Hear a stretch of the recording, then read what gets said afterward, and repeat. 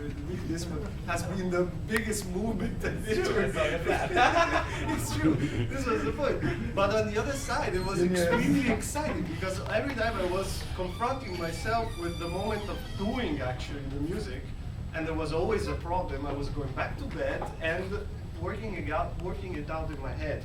But the sounds, which I usually never put myself in front of, let's say I don't put myself in the studio until I have some acoustic representation in my head, for example. Not of a finished track or a finished project or something, but an idea on which I can develop something, which can be a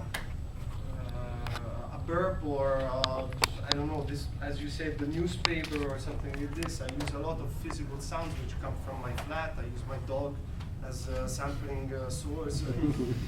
I actually do, and or I use a lot of micro samples from famous musicians, which I won't tell, but I use 0.5 seconds of the Doors, for example, of something. And I try to recontextualize all this and say, hey, but what do I do with 0.5 of sampling from the Doors?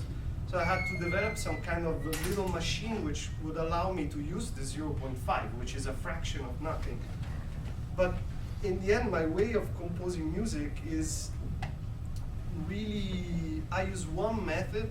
I built my instrument on my computer, and With what the program, like I think we have a very lucky, we live in a very lucky era, and you have softwares like Max MSP or Reactor on a certain other level. I use Max MSP. I don't consider myself a software programmer, nor an engineer or something. I consider myself a guy who plays with Lego, more or less, and tries to construct nice patterns with it, something which is aesthetically appealing for me as a human being, and hence to the others, hopefully. You know, it's not obligatory.